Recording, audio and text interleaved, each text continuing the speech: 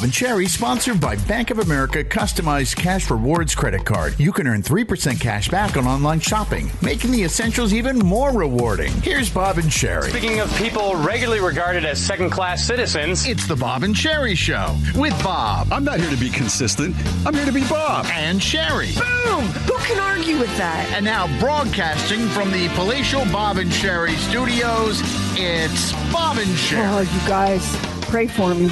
My extremely bougie and indoor daughters have embarked on their summer of 2021 road trip together. And I'll remind you that just a few days ago on Friday, I told you that Karen Mia had all 4 wisdom teeth removed. So the plan is they're planning to do some car camping. That's right, camping.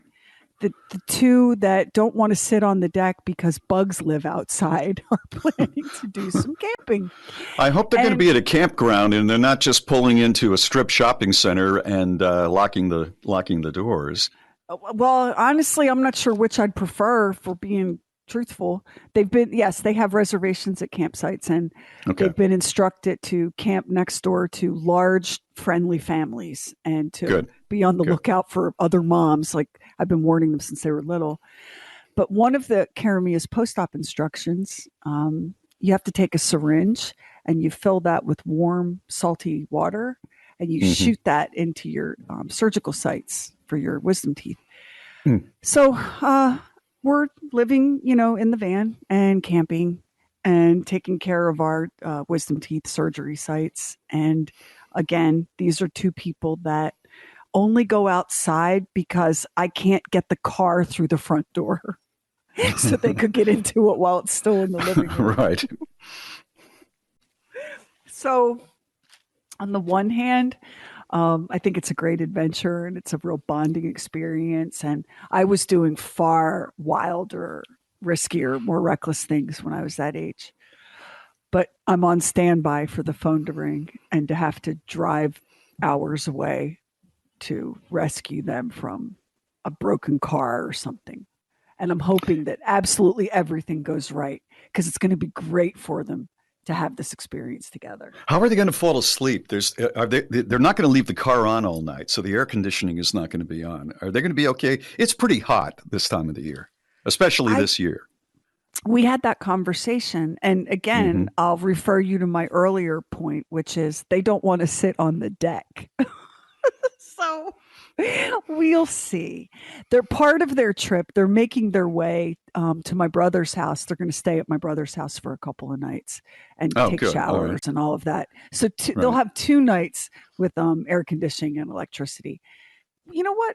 We're just going to see. We're just going to see what is going to happen.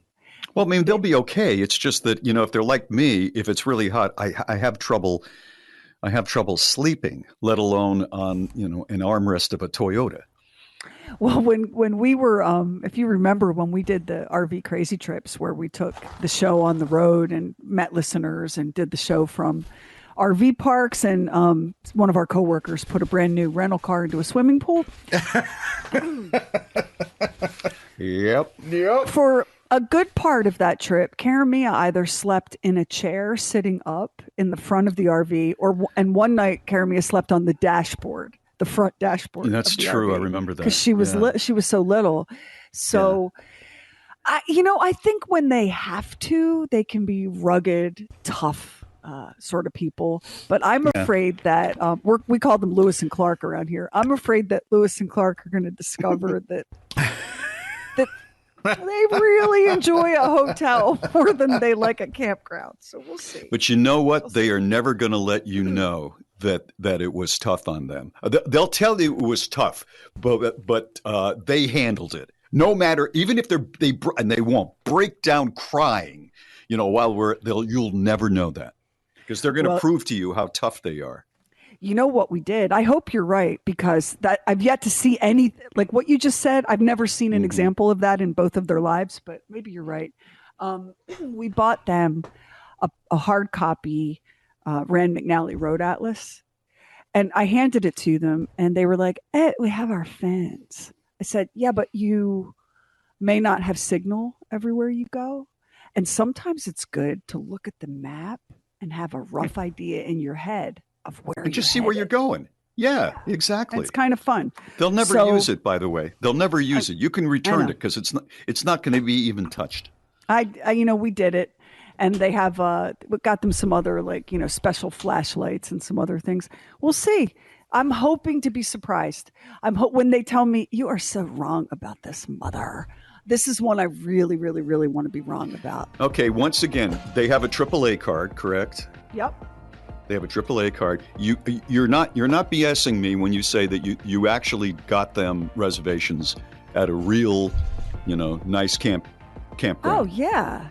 Not Uncle Creepy's overnight stay. I mean, one of those. What is it? KOA. KOA. Yeah, that's what I told them. I'm like, I really want you in KOAs because they're loaded with families. But now keep in mind that once they pull out of the driveway, it's their trip, and they can change their plans. So how do you feel about that? Like I want to come out of my skin. Right? I mean, because I know them. Yeah, it is, but I'm being hopeful and positive and optimistic for a big adventure. And for Lewis and Clark to whatever it is they think they're going to experience, I want them to have it. How are the tires on that box that they're driving? Oh, they're new. They're new. Okay. Yeah. All right. Good.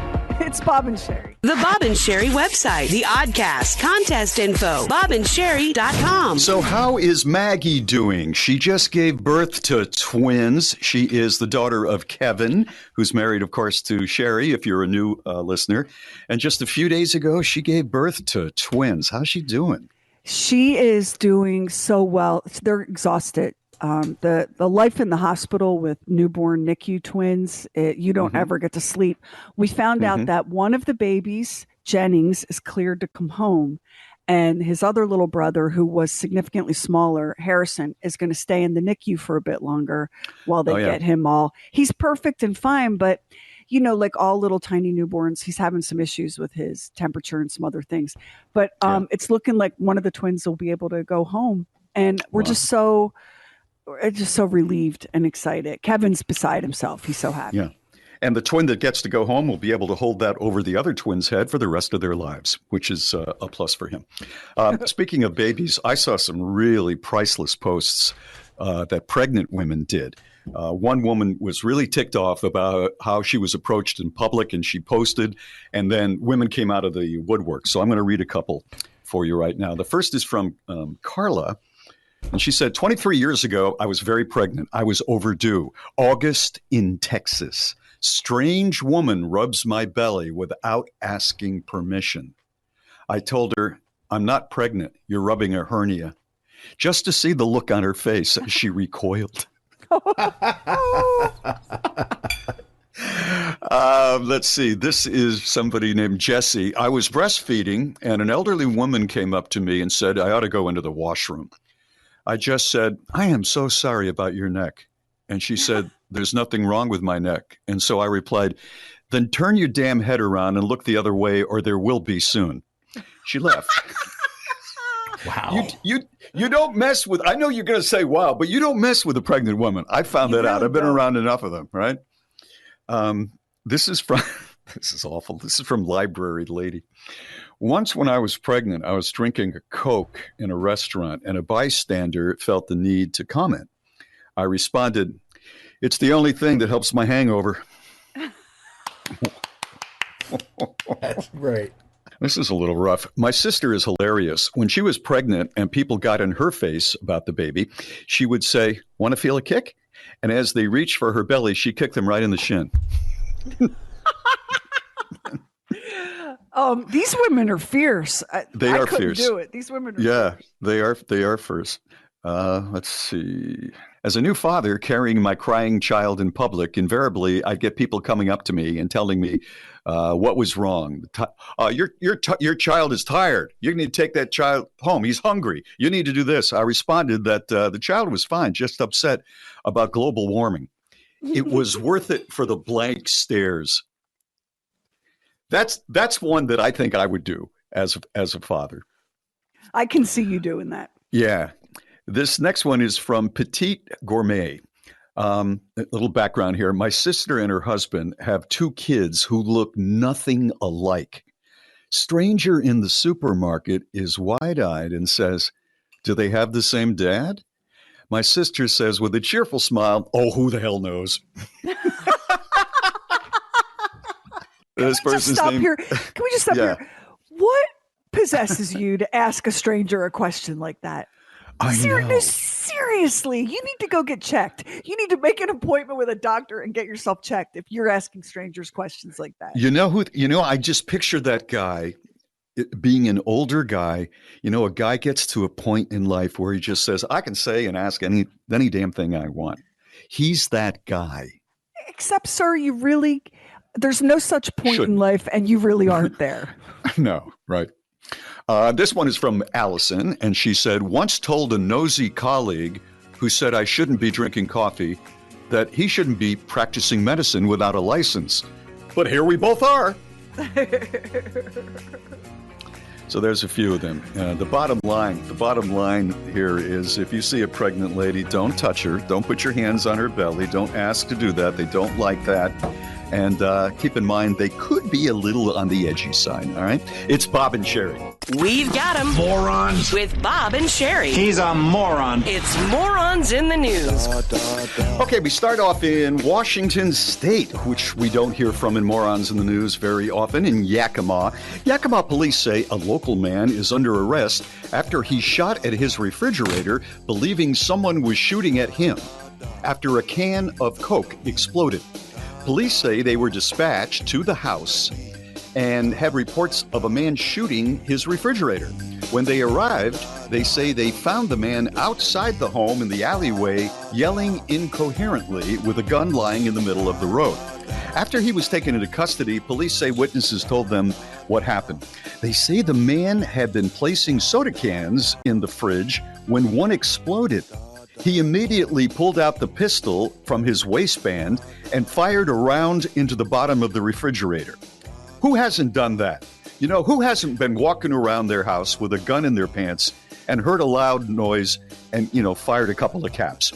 The man later told police in an interview that the people who live in the basement wanted to kill him and that they had shot at him, so he fired in self-defense. Police say the sound of soda cans popping is what he thought the gunshot was. Investigators also said there is no one who lives below this man. In fact, the house doesn't have a basement at all. Police questioned the man about the gun, and he said he found it 2 weeks earlier on the street. He was arrested and booked for second-degree possession of a firearm. So let's recap here. He said he found a gun in the street. He carries it as he's walking around the apartment or the house with right in his pants.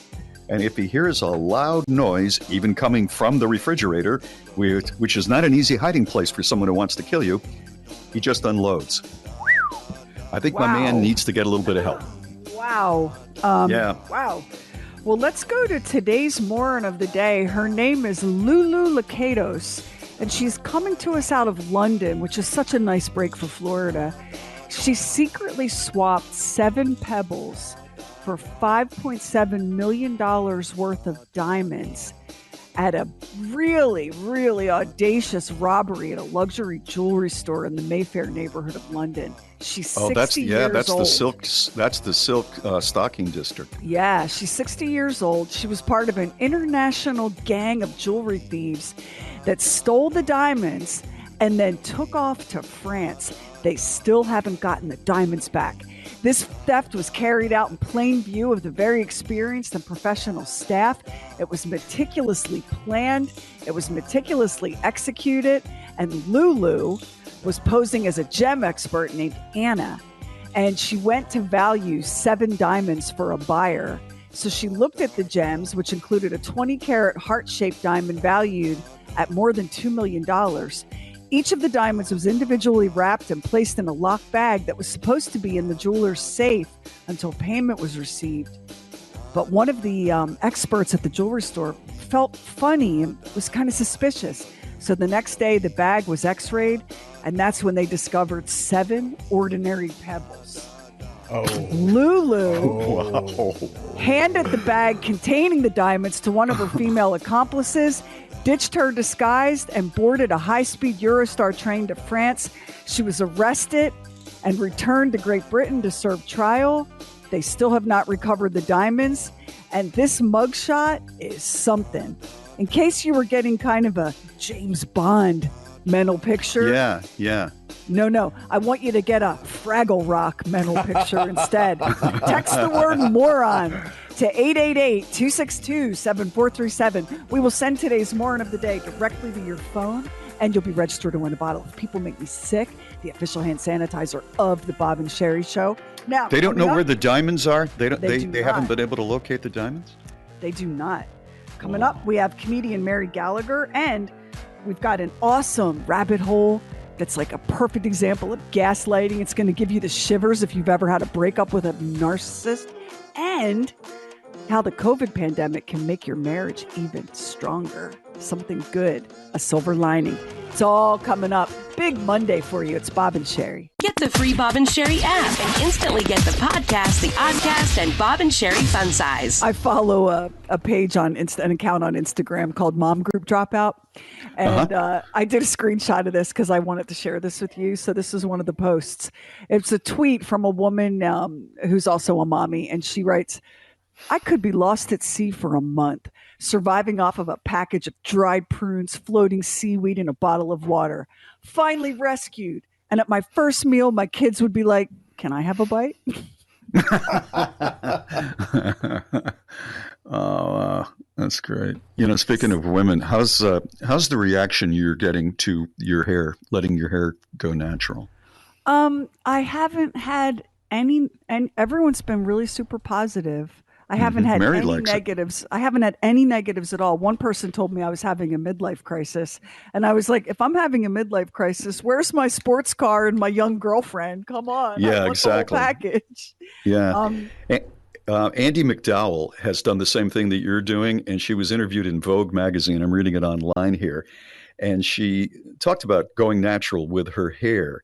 And she said, at the very beginning of the quarantine, my hair started growing. And every time the kids would see me, they kept yelling that I look like a badass with my gray hair. During lockdown, I had a lot of downtime and became obsessed with Jane Fonda's hair. I shared those pictures with a lot of people. And I said, I think I'm going to do this. So I'm looking at a picture of her right now. And she's salt and pepper, and I think she looks fantastic. And I'm seeing more and more women doing this. Do you think it was the pandemic, like she's talking about, that women finally said, hey, why am I going through this, dyeing the roots every 6 weeks? Well, especially when salons were closed and you couldn't really get to it. And that wasn't my reason because, I'm like a dog. I go to the salon and get my hair cut twice a year, right? But I was touching up my color. Kevin was doing it. For me, it was my hair grows really fast, and I just didn't want to have to deal with it every 2 weeks. And also, I got tired of putting poison on my head and feeling like I had to measure up to what random, arbitrary, outside standard am I measuring up to? Like, why do I have to do that? So that's why I decided to let it go. And it really surprised me. There have been a bunch of articles in your news feeds, and you may have seen them. That's where I got about how stress really does turn your hair white, and that people, and there's actually I think it's going to be a pill that could turn gray or white hair back to its natural color. You're kidding. No, it's really interesting. They've identified, I guess, the genes that get turned on and off for hair pigment. It's not. I used to hear that whole thing about stress would turn your hair gray, and you can watch presidents if they don't dye their hair. You can watch, like Barack Obama's hair went gray during his time in office. I never believed it, but I had a neighbor who lived across the street. I might have mentioned this once before, and he had 4 children, and they were great kids. And they bought a great big suburban car, right? And they drove from the East Coast to Alaska and back. He had a job where he could take a lot of time off, and they took off almost all of the summer. When he left, his hair was brown. When he came back, it was white. Well, it's kind of like a movie thing. Like, oh, there's been a shocking event and the person's hair turned snow white overnight. But Yeah. apparently it's real. And I know that, you've had a fine pandemic and you love your wife and you've never been happier. And the two of you are like endlessly on a honeymoon. I haven't had that experience. I've had like a terrible year and a half of stress and panic and worry and very fragile family members that were touch and go. People in my family I have a niece who's pregnant who caught COVID from a coworker, like while she's pregnant. I've had a terrible year and a half and my hair is snow freaking ice white. That's how it grew in. And I looked at that and thought, mother of dragons, here I come. I'm done. I'm absolutely done spending a fortune and all of my time. And so it is what it is. And what it's going to end up looking like is what it's going to end up looking like. I have this Game of Thrones vision in my head, but with my curly hair, and you don't even bother to try to deny it. I look like Doc from Back to the Future right now, and that's okay. That's kind of the stage that I'm in right now. Stop it. All right, we've got to break because I need to go into the other room and remind my wife that being with me mostly alone for the last year and a half has been like on a honeymoon. Well, I mean, to hear you tell it, and I'm happy for you. I'm so happy for you. Oh, wait, Mary's texting me right now. I bet. It's Bob and Sheri. I live in a world of sound. I have earbuds in all the time. Earbuds for work, earbuds when I'm out walking with the dog, earbuds when I'm cleaning the house.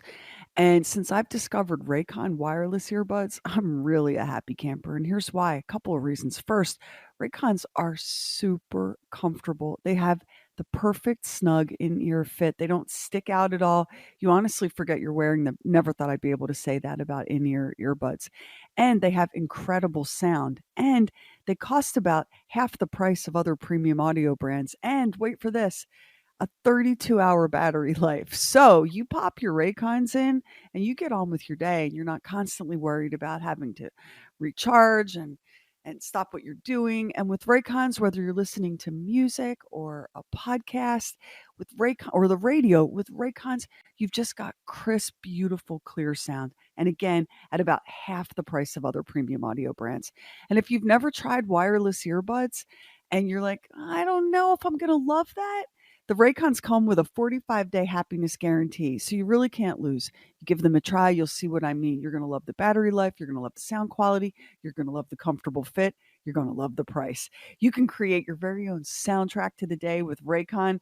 Right now, Bob and Sheri listeners can take 15% off their Raycon order at Raycon.com/Sheri. That's Raycon.com/Sheri. You'll save 15% on your whole order. So when the world gets crazy, you pop in your Raycons and you tune it out to your own private soundtrack. 15% off. Raycon.com/Sheri. Do you own or rent your home? Sure you do, and I bet it can be hard work. You know what's easy? Bundling policies with Geico. Geico makes it easy to bundle your homeowners or renters insurance along with your auto policy. And it's a good thing, too, because you already have so much to do around your home. Go to geico.com, get a quote, and see how much you could save. It's Geico easy. Visit geico.com today. That's geico.com. It's the Bob and Sheri Store's Sizzling Summer Sidewalk Sale. Everything in stock is on sale, 10% off. 10% off! Including Sheri Lynch's cookbook, Cooking with Cats. And swag you can use, like Bob and Sheri 24-ounce latte mugs, travel mugs, H2Go water bottles, and our very hot line of mother of all mothers merch, including tote bags, candles, wear-around tee and sleeve shirts. 10% off! It's the Sizzling Summer Sidewalk Sale. Everything is 10% off. Just hit shop at bobandsheri.com and use the discount code podcast at checkout. Bob and Sheri, sponsored by Bank of America Customized Cash Rewards Credit Card. You can earn 3% cash back on online shopping, making the essentials even more rewarding. Here's Bob and Sheri. So I guess about 6 months ago, I stopped watching Curb Your Enthusiasm, the Larry David show that is on HBO. I loved the Larry David character, and I've enjoyed Curb Your Enthusiasm, but I think even Larry David said, please fire me. This has gone on too long. It's been like 7 years now. And they just started jumping the shark. Some of the situations were ridiculous, and I couldn't roll with it. But I kind of missed the character and I had nothing to do, so I watched an old one on HBO, and it was the one, I don't know if you've seen it, Sheri, where he's supposed to go to a wedding, and he does not want to go to this wedding at all. And then something happens, and it's canceled. And you see, and his wife is the one pushing him to go to the wedding. You see his face light up. He's so happy. He's in a Starbucks, looks like in Malibu, and he's going, "Oh, can't go. Well, look, sweetheart, what would you like here in Starbucks? Let me get, as a matter of fact, sir, I don't know you, but let me buy you a Starbucks today. What would you like to have?" And he says to the barista, "Put some of that vanilla crap in there too." He's overjoyed with being canceled to go somewhere. And you know what? I get it. I get it too. It's wrong. In many ways, it's wrong. And it doesn't happen that often, but once in a while, when this thing you agree to, like weeks or months in the past, you never thought it's going to come, and then all of a sudden it's here. Wait a minute, I have to drive all day and go to this wedding of a person I don't really know. Are you kidding? We're doing that Friday? If it gets canceled, it's like a gift from heaven. Canceled plans are the best plans of all. Because with canceled plans, you win two ways. You get credit for agreeing to go to the thing that you probably didn't want to go to anyway. Yeah. And then you don't have to go, and it's not your fault. And Right. So you win twice. It's hard for me to relate to that, though, because you know how much I hate, trying to get credit for anything. Oh, so. I know. And how much you enjoy any excuse to get out of the house and go to a party. Or a wedding. The only person who is worse than you is the one I'm married to. It is unbelievable. There's like almost nothing that he cheerfully wants to do. Mm-hmm. There's so few, like the range of activities that he is like, yes, please, is so narrow that everything else that falls outside of that is a negotiation.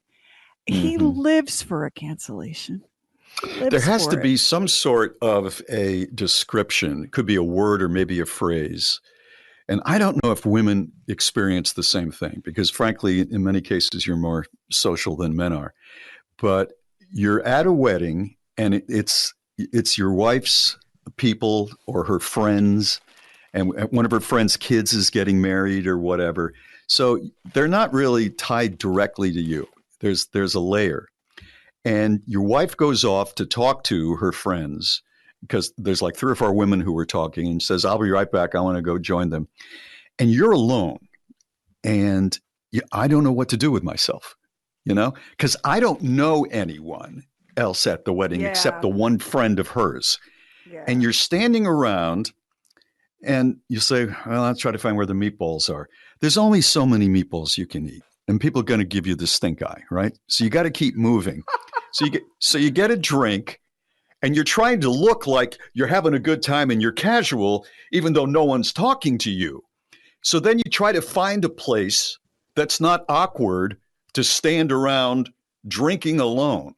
Like maybe it's an outdoor country wedding. You're over there for a few moments, admiring the mountain view or something like that. But you can't stay there forever. And then you have the danger of somebody who's very talkative saying, "Well, stranger, what you doing over there by yourself?" Avoiding you? There's got to be a phrase. What is it when you're in that position where you just have to keep moving to not look like a target and not look awkward, not look strange? And you look and feel all of those things. I swear there is nothing worse than that wedding where you really don't know a living soul. It is your spouse's best friends from college wedding and you don't know anybody. Oh, those are a nightmare. We were invited to a wedding a couple years ago and Kev did not want to go. He didn't want to go because he just doesn't want to go to weddings. He just does not want to go. And so I said to him, we have to go. This particular couple, we have to go to this wedding. And he came back to me like 3 days later and said, "You and I both know that they're not right for each other. I think you should talk to them." I was like, "How bad is it that you don't want to go to this wedding, that you want me to call these people and break them up?" And tank the romance. Yeah. He goes, I think you should. They trust you. I think you should call them and tell them you're a social worker and tell them they shouldn't get married. Folks, I know y'all think you love each other, but it's football season, and Kevin, I feel you shouldn't get married. Yeah, that's right. I don't know what the title for that moment is, but it needs a name though. Yeah, I didn't think you experienced it. I thought it was mostly guys like me, but maybe more people do. No, there's a lot of stuff that I love to do and I'm super excited to do, but there's also a lot of stuff where I'm like, please let this get canceled. I know. It's Bob and Sheri. Sign up for the newsletter with Bob and Sheri exclusive articles. Sign up now at bobandsheri.com. Okay, I have found a podcast that I cannot get enough of, and I want to share it with everybody. Now, you have to, it's an Audible original. If you are an Audible, this is not an ad because Audible does not advertise on our show. I don't know why, because who talks about books more than we do, but whatever. If you're an Audible subscriber, you get a bunch of free content as part of it. Free books, amazing podcasts. So this is a podcast on Audible called Chasing Ghislaine, and it is freaking incredible. So back in 2002, a reporter named Vicky Ward was hired by Vanity Fair magazine to figure out, where did Jeffrey Epstein's money come from? And so she said that it was awful, like that he was terrible to deal with. She was pregnant with twins at the time. He was inappropriate. She could not find where his money came from. But she did begin to unravel what she describes as a criminal empire of money laundering, gun running, and international espionage.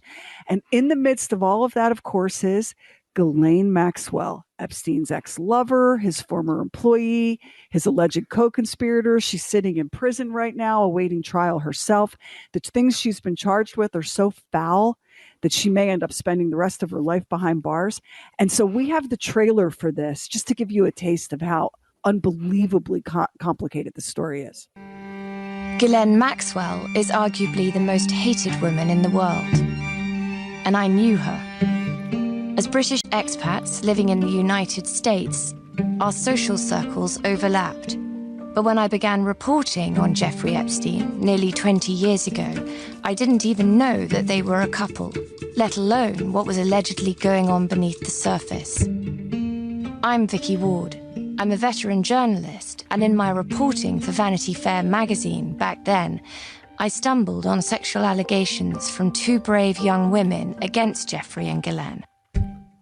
I'm going to tell you why those claims never made it into print. One big reason: Jeffrey Epstein.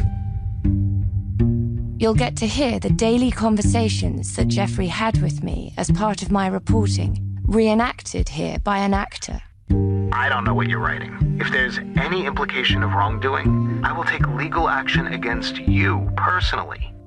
Jeffrey is now dead, so it's Ghislaine who's now in jail, awaiting trial on charges that she helped Jeffrey traffic minors. She's pled not guilty, but she holds lots of secrets. While we wait for her trial, I'll share with you some of the secrets I know through my reporting. What was Ghislaine's relationship to Jeffrey, and Jeffrey's relationship to her father, Robert Maxwell? Who were the people who helped Jeffrey build the fortune that enabled his crimes? This was a sex trafficking enterprise, global in scope, going on for more than a decade. It could not have happened without the support, the money, the protection of rich and powerful people. Specifically men. As I now follow Ghislaine, I've come to realize that all the threads of this story merge together to create a giant web of men, a web that is still intact, even after Jeffrey's death, even in the midst of the Me Too movement, even as Ghislaine, under pressure, threatens to expose that web. I'm Vicky Ward, host and reporter of Chasing Ghislaine. Listen on Audible. So in case you're wondering how much tea gets spilled, all the tea. I think it's in like the second episode. She talks about how in the Melinda Gates divorce filing, Like, it was because of her ex-husband Bill Gates's connection to Jeffrey Epstein. Like, she lays it out. I'm just on the episode now where we're learning about her father, the mysteriously deceased Robert Maxwell.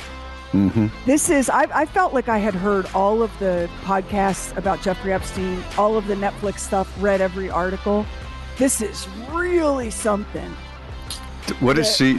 Have you heard her say anything about Prince Andrew? Prince Andrew comes up in the very beginning as part of a long list of names that, and it's not just the ones you've heard. The other globally famous or maybe infamous names that are involved in this thing, unbelievable. And Vicky Ward, the host and reporter, does not spare herself. She talks about how 2 of Jeffrey's victims told her what happened to them, and she said, I didn't understand what I was hearing. I'm ashamed of myself. I missed it. All these red flags, and I missed it. And one of his other victims, who you'll hear in the podcast, says, of course you thought we were crazy. That was what Jeffrey was good at, was making it look like we were crazy. Oh, it's so good. It's called Finding Ghislaine.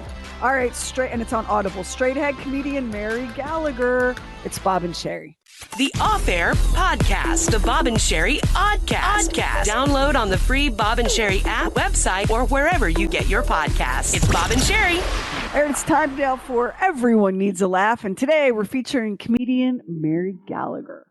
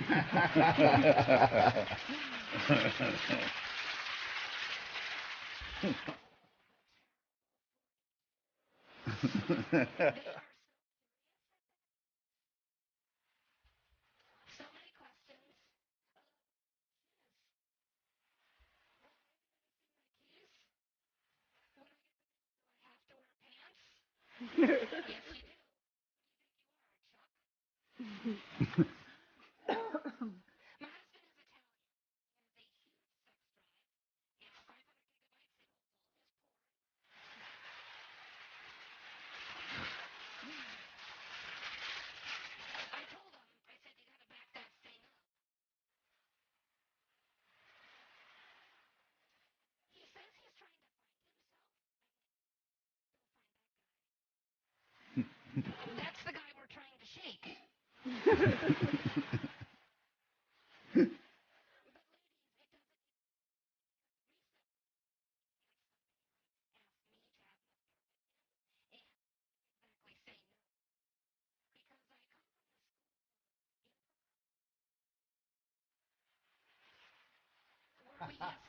Yes.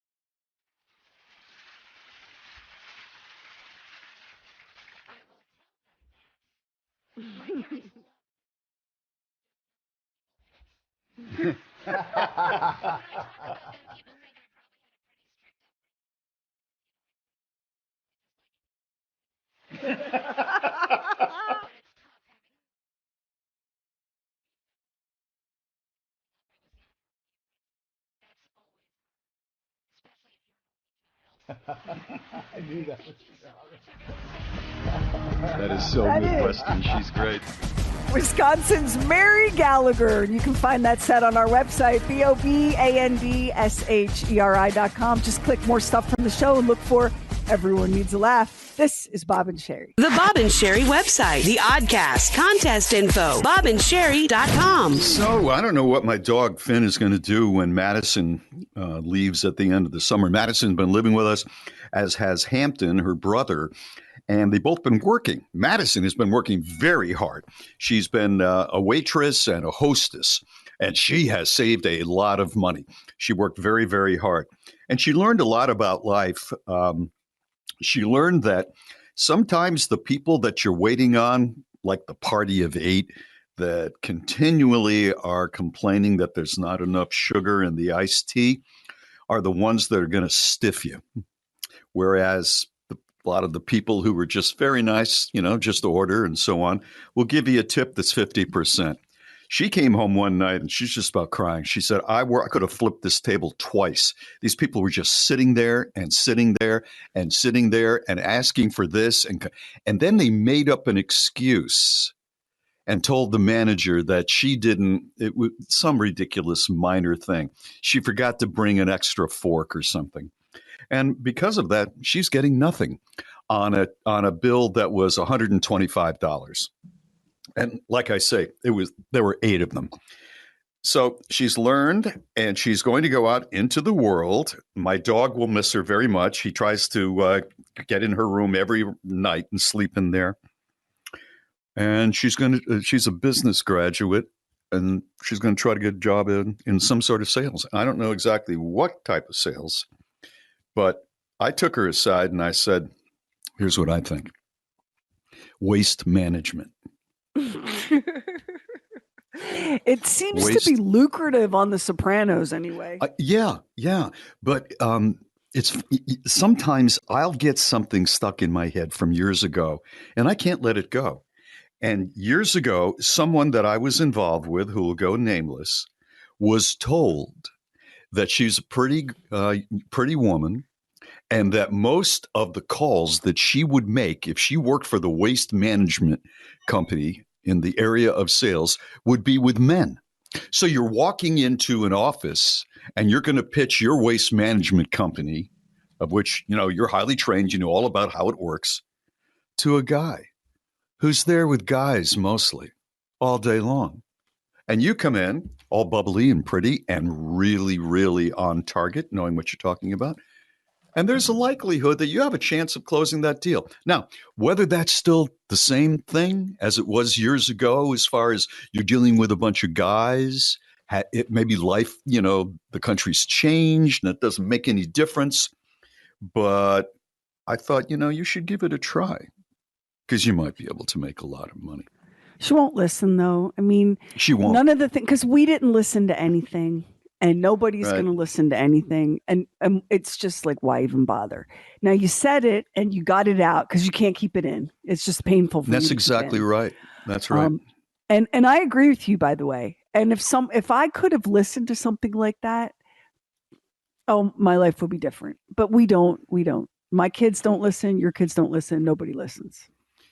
Well, today, like in radio, I don't know if it's the majority, but it could be the majority of the salespeople are women. And many of them are fantastic at what they do for their clients and for the radio station. But years and years ago, when I was just starting out, I went on a call with the first woman I ever worked with who was a salesperson. We walked into a car dealership. And there was the manager, I think the owner, and the guy's the head of local, used cars. And she was really pretty.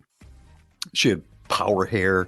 She had a great outfit on. And of course, she's dragging me along because I'm going to do the ads. And I'm watching the faces on these guys, and they're hanging on her every word. Now, that was a while ago.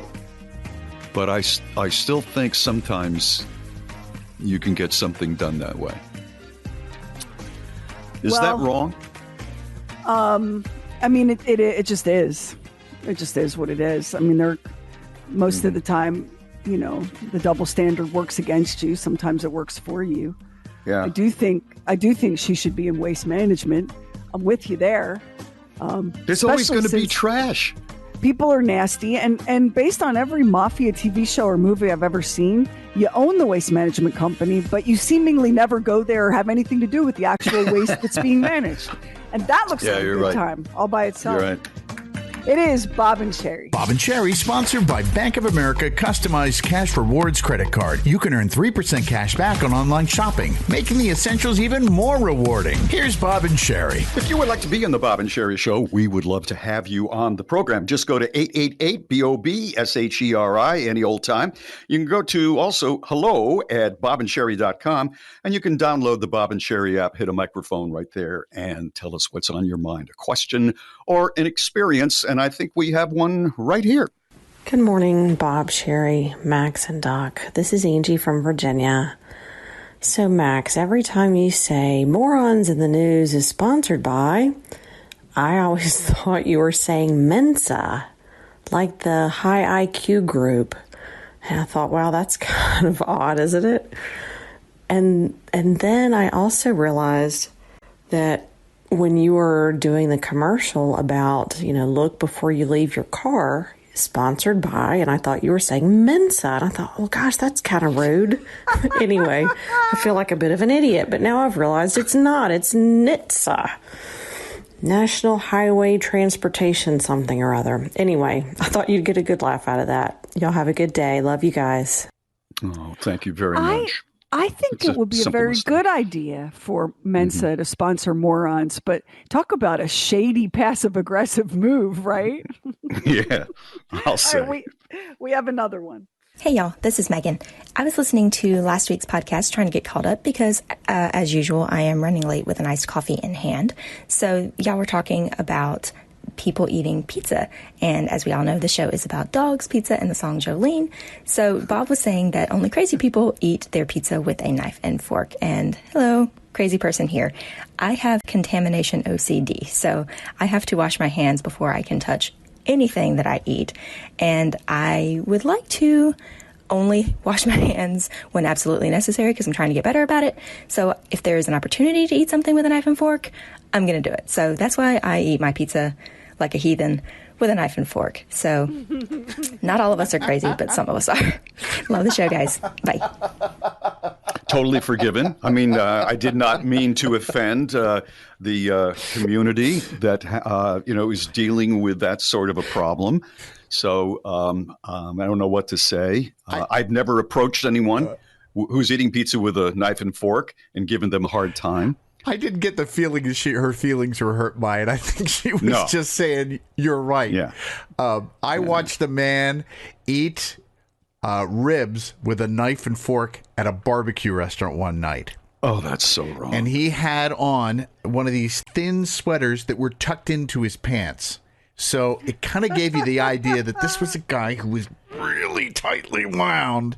And he sat there and ate those ribs. Ribs you eat with your hands, You do. I mean, that's something so perhaps he had the same issue. I don't know, but it seems I ridiculous. really have more of a problem with his tucking in his sweater than I do with him carving up the ribs. Was he? What? I mean, who does that? That is the nerdiest thing I don't think I've ever seen anybody do that. Was he with anyone, or was he alone? He was by himself. Oh, shock. He was by himself, but so was I. So we were both sitting at the bar, and I was doing side glances. I wanted to watch it, but it was like, I don't want him to catch me watching that he's doing this. So. But people do have really strange phobias about food. Our old newsman, Chad, what was Chad's deal? No touching. No touching. The foods could not touch. Yeah. Right. And there were a lot of foods he couldn't eat. But there was if he had a plate of food like potatoes here, some meat here, and string beans over there, they cannot get near each other. So there are, people that just have these little phobias. And that's probably what that's his problem. But he needs to take that sweater out of his pants, though. Oh, Then there are those of us that just like to eat our pizza with a knife and a fork and should not need a note from our doctors to get your blessing to do that. You know well enough, Sheri Lynch, that you should not be eating pizza with a knife and fork. So don't you try to support your minions by saying that is fine. It's okay. She's got an issue. Most Americans eat ribs and pizza with their hands. I do not have contamination OCD, but I had pizza for dinner Wednesday night and ate it with a knife and fork while my husband mocked me and my daughter rolled her eyes. I don't know. Why? Including the crust? Including the crust? No, the crust I pick up and eat. The pizza bones, as they're called now. I pick up and eat separately, but the other what? No. Pizza bones? Yeah. You haven't heard that before? No. Yeah. Yeah. Who came up with that? Isn't that genius? Pizza bones. No, I hate it. I hate that. I hate that more than a man tucking in his sweater to his pants. It's What if a man with his sweater tucked in was eating pizza bones in front of you? I wouldn't like it. I couldn't go back to that place, I don't think. It's hard to be you. It's Bob and Sheri. A shareable taste of the show. The Fun Size Podcast drops every Thursday on the free Bob and Sheri app. Well, the Olympics are with us, of course. And don't you think that it's very strange, not just because of the COVID thing and the Russian thing and all of that, but don't you think that people are really mouthy about everything with the Olympics? Especially the Simone, thing, all the criticism. I do. I mean, I really do. Everybody's an armchair critic, and half of us can't get up and fight our way through a haze of Cheetos while we're watching. These people are really amazing. But there have been some funny comments. There's a woman who posted the other day. Her name is Rachel. And she said, America got bronze in skateboarding. We truly are a culture in decline. And then a guy named Pete Fuller said, this is what happens when you send the skaters who can pass a drug test. Wow. Somebody else posted, when girls don't cover up enough in school, society says we don't do that here. When girls cover up too much at the Olympics, society says we don't do that here. There have been, that has been one of the more interesting side stories for me with the Olympic Games. Yeah. I thought it was so cool that Pink said, I will pick up all of your fines to that team. I was proud of her for doing that. I totally disagree with a woman named Molly Molshine. I'm looking at two women athletes, American, in the American uniform that they marched with, which Ralph Lauren again designed. And Molly says, why do the Team USA outfits look like they'd report you to HR for cursing? I think Ralph Lauren, I think he did a great job. I'm looking at a blue blazer, a blue sweater with horizontal stripes, and kind of a kerchief in red, white, and blue around the neck. I think it's very preppy, I admit, but I think it looks really good. What do you think? I never gave it much thought. I have been fascinated by the swimsuits, the U.S. women's swimsuits. I like the pattern on those. Mm-hmm. And I like the warm-ups that the gymnastics team wears afterward. But no, I don't have a fight with the team uniform, the Ralph Lauren thing. Yeah, I like that kind of clothing, so I'm not going to argue with that whatsoever. It's not my thing, like it is yours, but I don't have a fight with it. Morgan Murphy said, watching these 13-year-olds in the skateboarding competition at the Olympics is crazy. It's so impressive and humbling. It's a reminder to me that the coolest thing I did at 13 was to hide a 40-ounce beer for my girl in class who wore a thong. I understand. I'm with Morgan. When you look at these kids at 13 and having that sort of focus, and then you look at what you were at 13, oh my word, it's amazing. I wasn't originally excited about skateboarding being an Olympic sport, but I think it's a good idea. They are true athletes, and it's amazing what they can do. We have to have room for the Olympics to evolve, right? Yeah. I remember when people were like surfing, skateboarding, but yeah, exactly. It's fun to watch, and anybody that's like, oh, I could do that. No, you couldn't. You couldn't. You really couldn't. No. Yeah. Like, be honest with yourself. You really, really couldn't do any of those things. But this is the Olympics in the era of social media, where people feel like if they don't squirt their opinion out of their face hole, are they even alive? I know. Everybody's a critic. Everybody's got a keyboard is a critic, but it's a wonderful thing. It's just what they have gone through to be able to do it. My favorite thing is when I found out what the airplane that carries the equestrian team and the horses is called. Uh-huh. Did you hear about that? Nope. It's $2,000 to $10,000 to get a horse on a flight from the United States to wherever. So I guess if they're going to Europe, it'd be $2,000 or $3,000. To go to Tokyo, probably more than $10,000 to get a horse there. And the name of the plane is Air Horse One.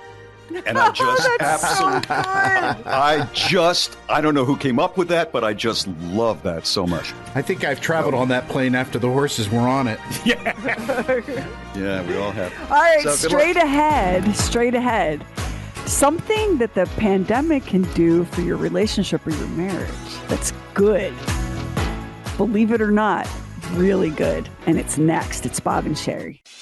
You read it once. I don't believe that. And then you read it again. I can't believe this. It's Bob and Sheri's. I don't believe this shit. I cannot believe this. Maybe you've never heard the phrase stress spillover, but chances are good that you've really lived with stress spillover. So stress spillover is when regular, like everyday hassles with your job or traffic or, just like all the stuff that piles up on you comes home and spills over into your romantic relationship and makes you more likely to lash out and find fault and be critical and pick fights and be distant. Okay. It's not really your partner that you're having a problem with. It's just that everything else in life that's so difficult is making you take it out on that person. I think we've all experienced that. We've either had it coming our way or we've done that to another person, if you're honest. Yeah. You're honest, I can remember several specific times where I wish I could have recreated the moment. Yeah, because you took out like your frustration with the rest of the world on the one person who has your back, right? Well, it turns out that one thing the pandemic has taught us is that couples who have been blaming COVID for everything that's irritating and wrong are happier and tighter today than couples who didn't. That the best thing you can do is have something that the two of you, it's me and you against the pandemic, right? So all the couples that were dealing with everything that everybody had to deal with, fear, the unknown, uncertainty, all kinds of chaos with your job and with your family members, and you couldn't travel to see your parents, or your kids were doing remote school and you didn't know what the future was going to be. The couples that stood side by side and pointed their finger at the pandemic are better today for it than the couples who turned on each other. Yeah. I saw a woman in the supermarket the other day, and she had a T-shirt, and in large letters it said, "It's fine. I'm fine. Everything's fine." I need that shirt. Yeah. So here's what I found really, really interesting about this, and I'll post this on our Facebook. So as we go through life, the pandemic is a once in a century, once in a lifetime event, right? But as we go through life, we're usually aware of big stress situations. You know, like a big stress is a new baby coming into the house, a job change, moving across country, a death of a parent, right? Divorce. Yeah. Like when these big giant stresses come at us, we recognize that this is the reason why I'm tired and irritable and unhappy. And we point to that and we blame that. But in a regular day where you don't have a big, awful thing happening, there's not a wildfire threatening your town, you're not going through an illness or a breakup or whatever, we tend to let all of the little daily stresses and irritations, we tend to take those out on the person closest to us, because that's the person we're the most comfortable being our most horrible, authentic self with. Well, so also, they're there. They're right there. Yeah. It turns out that having a scapegoat that you both blame for stuff, Bob, you should love this. This is the secret to happiness, is having a common enemy. This is what couples need. This is the one marriage counseling book that nobody's written. You know, you're right. When I think of you and me, we've been together for over 20 years. And what's the one thing that has held us together? Common enemies. Enemies. Yeah. You need to have. And that's healthy. And that's healthy. I think so. I mean, look, it's worked for us, right? Yeah. Right. Where's the lie? So here's the interesting thing about this. So you want to have this common enemy. And right now, your common enemy can be COVID, right? It can be the pandemic. They're now looking to see if confinement and loss of alone time has made people more miserable, or if it's been just like, yeah, whatever, we've just accepted it. What do you think the results of that are going to be? Confinement, and now they're looking to see what has confinement, like we're stuck in the house together, and we've lost alone time. How has that impacted relationships? Do the couples that treat COVID as their common enemy, are they better with confinement and losing like their alone time and their freedom than couples who blamed each other for all of it? Thoughts? I'm a little confused with that one. You're saying how did they lose? They lost their alone time because they were quarantined? Is that what you're saying? Yeah. That's the next thing that they're looking at. Yeah. All of these couples that have been locked up together, no alone time, right on top of each other, no idea when it's going to end. Are the couples who they both blamed COVID for everything, are they happier, even though they've been locked up and haven't had any freedom, than the couples who didn't blame COVID? Well, Mary has been with me in this house nonstop pretty much for a year and a half. And, I think that she's doing just fine. Bonanza for her. Well, I didn't want to use that word, but you don't realize when you're saying for better or worse just how good that better can get. Yeah, I think obviously we love each other and we get along very well. So the last year and a half has been okay for us. But I could see if you have a marriage that's been, going on for years and years, and there are things that you don't like about him or her, I could see how this period really, really could open a wound and be tough. Because there's no escape, right? There's no escape, yeah. So if things are kind of tense for you at home, go home today and commit to hating the pandemic together and see if that doesn't help. That's right. I'm going to post this on our Facebook. It's Bob and Sheri. Sign up for the newsletter with Bob and Sheri exclusive articles. Sign up now at bobandsheri.com. Man, if you just tuned in, you just missed something so interesting on the Bob and Sheri show. Sheri had this thing about how if you are a couple and you've gone through all of this with COVID, you're probably better off if you had a common enemy, and the common enemy was COVID. You could blame, you're being cranky on COVID. And we were talking about that. And then we realized that Sheri and I are two of the healthiest people probably in the world because we've been together, over 2 decades, and we've always had common enemies. We've always agreed on our enemies. And during the last few minutes, I just made a list of our common enemies over the years. Can I refresh your memory a little bit with them? Yeah. Okay. The first one is Backstabber. He was the one early in our career. He tried to get Max to be a spy and tell.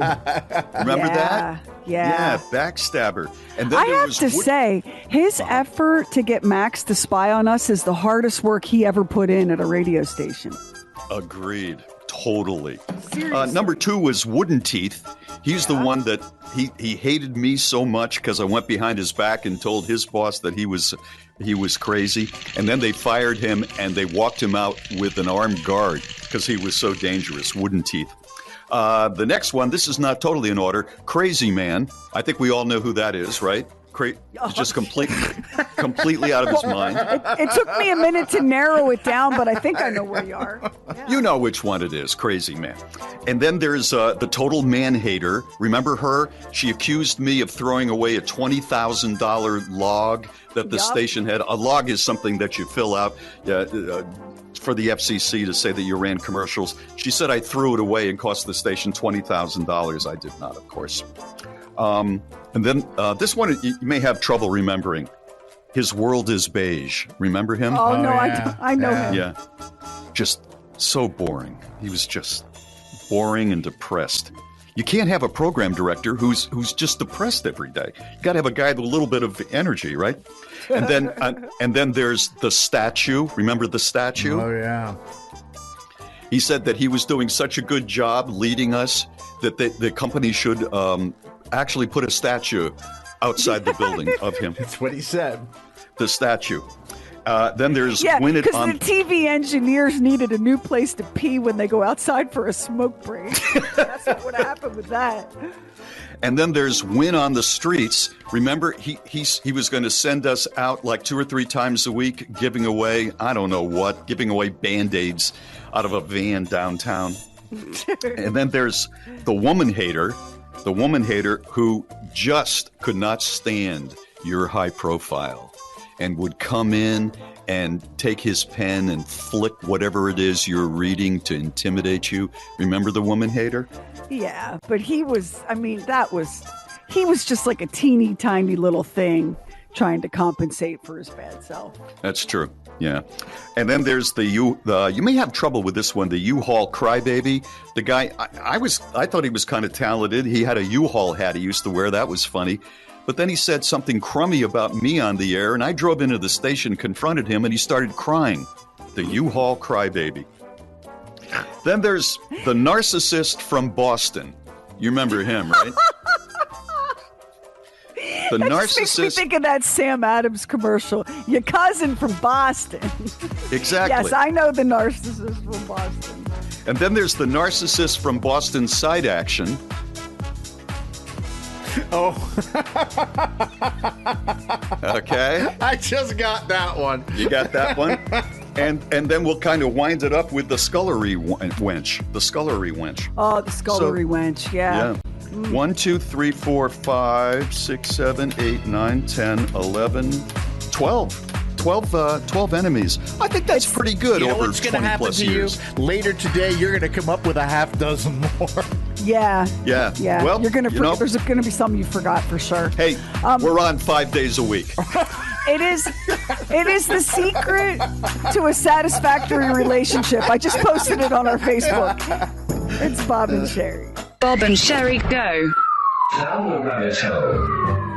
This is gonna make your blood turn to ice. This is Keegan-Michael Key and Jordan Peele on how to break up. This is a masterclass in narcissistic gaslighting. Jordan Peele, who is a movie director now and writer, the movie Get Out and Us. Okay, Yeah. I'd like to remind you. But he's also a comedian. I used to love the Key and Peele show. He's so convincing as a woman, that playing a woman named Megan, that halfway through I forgot I was looking at Jordan Peele. This is a nightmare breakup scenario. Here we go. So what do you want to do tonight? I was thinking maybe we could meet up with Amy and Brad, and before that we could go to Angelo's, and before that we could just go buy. Megan, I have something to say. I have to say it in person because it's super important. Okay.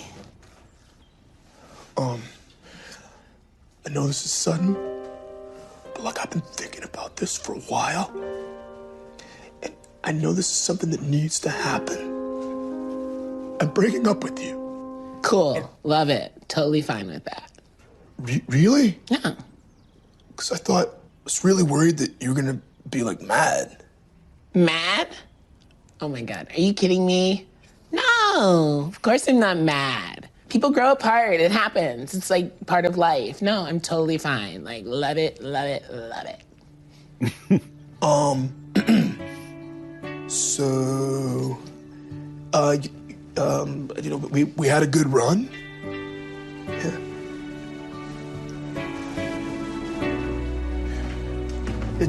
Don't be a stranger. Can I ask why?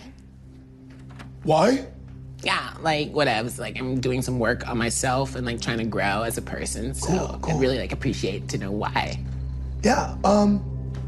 Okay. Yeah. That's I think that you're kind of a controlling person. Thank you. Thank you for that. That's nice. Thank you for that. Cool. No problem. Yeah. So you know what your problem is, Andre? What? You keep tabs on people. Every little thing somebody does, you have to keep a tab of it. Wait, I can't tell if you're angry or not. I'm not. I'm totally not angry. Oh. No, I'm excited. It's good. It's just you said your piece, and I just think that I deserve the human decency to say my piece. Right. Is that not okay? Or? No. No, of course. You're a controlling, manipulative person. Everyone says it. I don't think that I am. Yes, you are, Andre. Yes, you mother. Okay, now you sound pretty angry. I'm not angry. I'm not angry. I'm fine. I love it. I love that you came to my house and you broke up with me in my space, and I'm going to think about that every time I'm here. That's great. That is so perfect for me. It's the best thing that's ever happened to me. Where else was I supposed to do it? Because you won't come to my house. Oh, here he is. The puppet master is back. But I'm not the puppet Why master. are you doing this to me? It's true. You won't come to my house. So my apartment looks like 2 rats just in it every day. Oh, right. Thank you for that. Thank you. I didn't say bitch. I didn't. All I said was that. Am I evil or am I a bitch? No, you're not evil, Megan. Well, you're not. Why are you punishing me? I'm not punishing you. Oh, I'm not. You broke up with me and I'm not supposed to feel punished. Who thinks like that? I don't know. I'm sorry. Okay, Megan. I guess I didn't think it through. Well, it's too late now. We're done. No, it's not too late, Megan.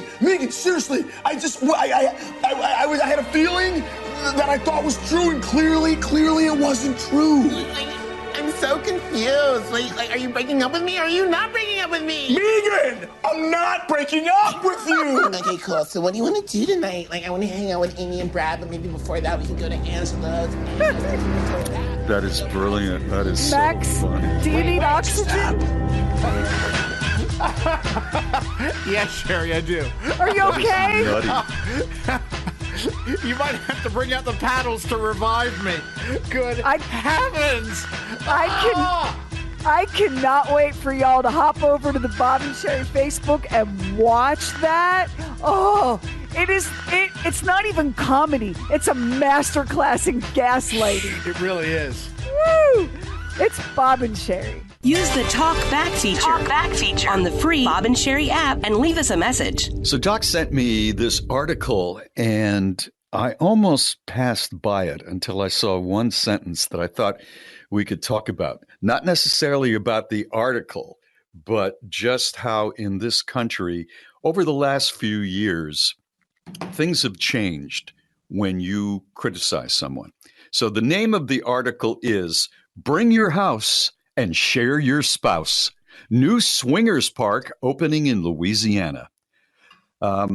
It's going to be open in 2022. The owner is David Aucoin, and he's opening it up for couples who are swingers. And he says it's a bigger group of people than you would think. We've got people from Pennsylvania interested, from all over Louisiana signing up. We're going to have all sorts of things you can do, a strip poker hall, a nude yoga stadium, a nude pool, and so on. And obviously there are party-themed weekends where swingers can kind of get together. Here's what jumped out at me, all right, because I don't know, this subject makes a lot of people uncomfortable, including me to a certain degree.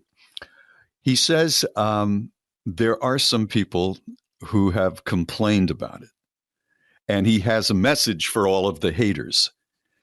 It stinks to be you. There's no reason to get mad at anybody, their preference. Okay? Nobody's selling drugs here. People just want to have a good time, enjoy themselves the way they want to. That's just the way it is. It stinks to be them, to be a hater. And I'm not a hater, and I'm like, do what y'all. I don't want to.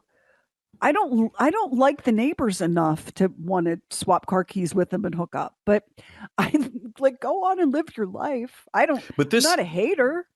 This is how things have changed, though, because if this were 10, maybe 20 years ago, maybe 15 years ago, and you heard about a swingers park, a lot of people would say, well, that's wrong. I mean, that's wrong. You get married to be with the same person. That's adultery and blah. These people are terrible. Times have changed. I agree. But he shuts them down by calling them haters. And that is done that's done. First time I heard that, I swear it had to do with guys who hated Justin Bieber or something to, Britney was off the rails. And people were saying, how could she, she's got so much. How could she shave her head? Oh, the haters got to hate. And then Taylor Swift, used it in a song. And now it could be used. It's used in America almost for anything that's going on. Anything. It's possible to not share a person's tastes or lifestyle choices and not be a hater. Right? Isn't it possible that you could go, yes, gosh, all the best to you and Debbie. I'm not here for swinging, but y'all seem to enjoy yourselves. Be safe. Right. And you're not a hater. I don't understand that. And tell me again, bring your house and your spouse. Tell me that part. Bring your house and share your spouse. Bring your house and share your spouse. Is the slogan. But there are people that are not doing the ramp up to complain. They're saying that's wrong. From a religious standpoint, at least with my religion, that's just plain wrong. I don't think that makes you a hater. It doesn't make you a hater, but you have to remember that if it's wrong from your standpoint, that's your standpoint. That's not everybody else's standpoint. You don't have to do it. You get to say, you know what? According to my values and beliefs, this is wrong, and I'd prefer that y'all didn't do it, but I'm not going to engage. I mean, it's not for me either. And my husband doesn't want to share his house or his spouse. I'm not sure what the man wants to share. But none of that, right? It's just, It's an amazing thing that you could find enough people that you'd want to swing with is what stops me short. I can see maybe identifying one or two where you'd be like, yeah, I could hit that. But to have it be a lifestyle, wow. But I mean, suppose the hater thing was going on, a long time ago. Like Stalin is sending people to the gulag because they were dissidents in Russia. And so he's going to make them out in the middle of nowhere in Siberia work until they die. And people complain about it. And Stalin says, haters going to hate. Yeah. Well, it's hard. It's kind of hard to imagine the early colonists going, yeah, look, King George, it's not that we're haters. It's this taxation without representation that we're. Yeah, exactly. But it's everywhere, no matter what your lifestyle, no matter what your deed these days. The go-to comeback is haters going to hate. Yeah, you're just a hater. I'm not necessarily against it. It's an interesting time in which we live. It's Bob and Sheri. Congratulations, Sheri Lynch, named one of the most influential women in radio again this year. It's Bob and Sheri. So I've been given a lot of thought, Bob, to what you shared with us a few minutes ago about this new swingers community in Louisiana. And I don't have any desire to swing. I'm a friendly person, I think, but that's too much for me. And if I'm being totally honest, I have some issues with a neighborhood potluck. Like there's just, I'm walking up and down. Yeah, it's the ultimate potluck, isn't it? Yeah. I want you to really think about, right? I'm walking up and down the line at the picnic table and I'm trying to guesstimate what's in some of this stuff and how long it's been out in the sun, right? Exactly. So if I'm that hard to get along with at a potluck, what am I going to do at the neighborhood key party? Yeah, that's right. It's just not for me. And also I get attached to people. Like I'm, and my track record demonstrates it. It's like, hi, Jimmy, a movie? That'd be swell. And then the next day we'll get married. Like that's pretty much been my way of getting at it. Right. I just get too attached. I couldn't have a lifestyle where things were that casual. Setting all the other things aside, do you think that I understand. No. I understand what you're saying. No, I could not. As a matter of fact, I kind of wish years and years ago that I could have embraced a lifestyle where, I just say, I am single and I'm enjoying being single and I'm going to stay single. And, if you'd like to be in a casual relationship in one way or the other, that'd be great. But I'm not looking to progress and move the checker to, the marriage side of the board at all. And I was never able to do that. I was single for a substantial period of time, but I never really embraced, like some guys I knew, the whole bachelor thing. And when I say the bachelor thing, I'm not talking about, just, trying to get with every woman who walks into the bar. But I mean, just saying, I am going to be single and do what I want to do. I have a friend, Bob, a guy who he got divorced a couple years after Olivia was born, never remarried. Never lived with another woman, has had lots of like relationships and girlfriends and adventures and all. When he was done, he said, you know what? That's my second marriage. Clearly, I'm not good at this. Clearly, I'm not meant for this. I'm not going to do this again. I'm not going to put myself or anybody else through this ever again. Okay, so what was his social life? I get that. And that makes perfect sense to be able to, if you're able to clearly analyze who you are and you come up with that. But what was his social life with women at that point? Oh, after the divorce? Yeah. He's had a series of relationships that some of them have lasted longer than others. He travels. He has a big friend group and a big social life. His work takes him all over the country. And he's really enjoying himself. And I think that, it gets, as you go on, maybe it gets a little harder to meet people, especially if you are so clearly Like if that's your position, that this relationship will never get serious, it's not going to go anywhere. I mean, he's probably lost out on some amazing women who wanted something different, but all these years, I mean, look how old Olivia is, all these years, and he's happy. So do you think that it's easier to find a woman who would find that situation appealing today? More so than a few years ago? He told me something interesting that I'd never thought about, because I asked that same question. Is it hard to, and he said it was a lot harder a few years ago.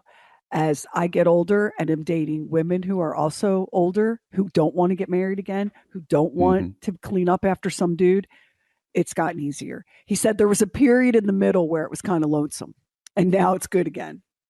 So does he stay with somebody for a period of years, or is it just we're going to have, a few weeks, a few months together?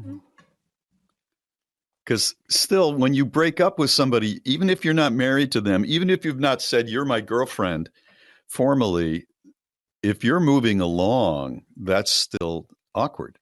He's had a few relationships that lasted a pretty good long while, and he's had some that are very casual. It's kind of like, we're kind of like booty call friends with benefits kind of things. I mean, he's had a variety. Has he been in love again? I don't think so. I don't think he has, but I wonder if he stopped himself from doing that. I wonder if he just subconsciously, if he met somebody and she's really, really something, you just click like that. I wonder if he said to himself, you have to control these emotions because you know how you are and you know how it ends up. I could not tell anymore, like, what is real human behavior and what have we learned from the movies? Because the movies have taught us that guy that I'm describing to you, who exists in the real world that I know, that guy is just the right woman away from being dragged down the aisle again and getting married. Yeah. Right? Yeah. We always think, oh, well, when the right one comes along, all that's going to change. He's like, nope. He said, and the women that I'm meeting now, they don't want it either. So. I think it depends on the woman's age and whether or not she wants children. I mean, if she's had children already, and that was a big deal for her, and then it didn't work out, I hear what you're saying about, I want to clean up after one more man. I get that. But if you're, 24 years old and, you would like to have a child, I don't know if that guy is the right guy for you. Well, he makes that pretty clear, and he's honest about it, right? Mm-hmm. And that has, look, unlike us, where we're like, that marriage didn't work, let's try another one, right? He just but you can say that. I'm not good. You can say that to somebody in a relationship, but in their mind, they don't hear you saying that. They judge you on the way you're acting. So sometimes what happens is they're saying that, but that's not really what they mean. Yeah, and right. So, do you see what I'm saying? He's right. Mm-hmm. Exactly. No, I know exactly what you're saying. Well, we seem like a couple. You seem like my boyfriend. Right. Well, I like how we're analyzing this guy. Like, now this unicorn that you saw, was the horn more than a foot long? Because these people do exist, men and women. It's Bob and Sheri. Welcome to the Bob and Sheri store. You can stock up for summer with deals down every aisle. With Bob and Sheri swag you can use, including a really big 24-ounce Bob and Sheri latte mug, plus Bob and Sheri travel mugs and H2O Go bottles, plus our brand new Mother of All Mothers line with oversized tees, candles, enormous tote bags, and more. Just hit shop at bobandsheri.com. Sign up for the newsletter with Bob and Sheri exclusive articles. Sign up now at bobandsheri.com. Evidently, as we grow older, there are certain foods that we really embraced as kids or as children, and as we've gotten older, they are now repulsive to us. See if you agree with these people. One of them is frosting. As a kid, I would eat frosting first and then the cake or cupcake. Now it gives me a stomachache and I push it aside and just eat the cake. Agree or don't agree? Disagree, but it depends on the frosting. I'm kind of depends on the frosting. I agree with you there. Yeah. Canned ravioli. No, thank you. Never. No, thank you. I don't think I've had that since I was 12 or 13. My mom would pull that out every once in a while, and I'd look at it, and I would eat it because I've always liked pasta. But I'd see it come out of that can, and I went, it was like this greasy orange sauce. Yeah. I don't know what that was.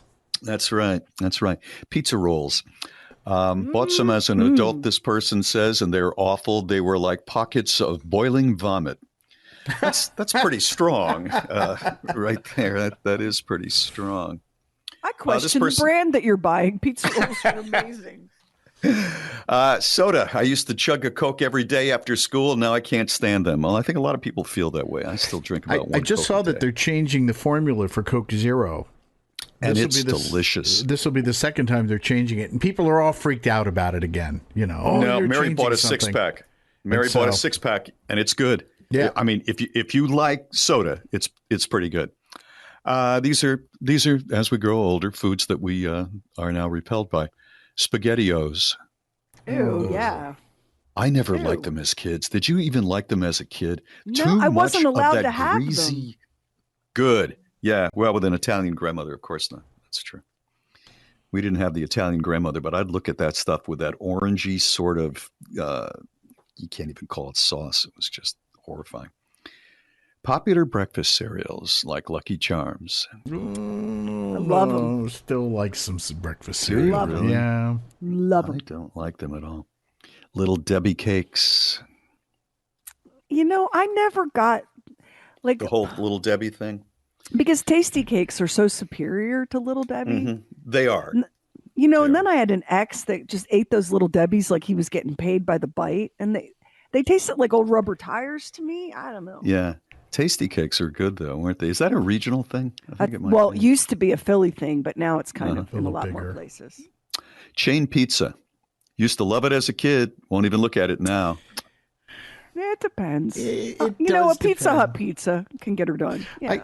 I had some chain pizza after having some really good pizza at a couple nearby restaurants, and I have to tell you that chain pizza was like, it wasn't even close to being as good. I know. I agree with you.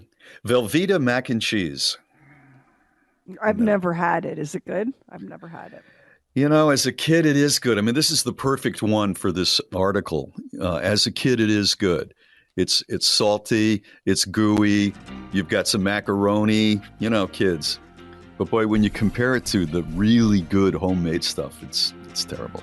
Yoo-hoo, the drink. I never liked Yoo-hoo as a kid. Oh, I love Yoo-hoo. You did? What was the appeal? I couldn't have chocolate milk, but Yoo-hoo doesn't have any milk in it. So, That's true. I love Yoo-hoo. Yeah.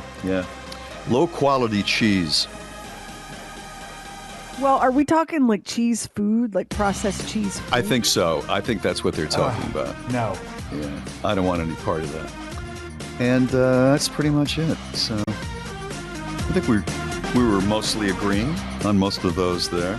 If you get good pizza rolls, now you can't eat them when they first come out of the oven because they're hotter than the center of the earth. I can't begin to tell you how many times I had pizza rolls where I came in from a night of party and put the pizza rolls in the oven and passed out to the smoke alarm going off. That's one way to cook them. Yeah. It's Bob and Sheri. Hey, thank you so much for listening to the Bob and Sheri podcast and the Bob and Sheri Oddcast. We would love if you would subscribe, rate and review, and share it with a friend on Facebook, Twitter, Instagram, wherever you go. And thank you again for listening. Fox Hunter is a new true crime podcast series from Imperative Entertainment. I'm your host, Sean Kipe. Join me as I investigate what really happened to 18-year-old Rhonda Sue Coleman on the night she was brutally murdered.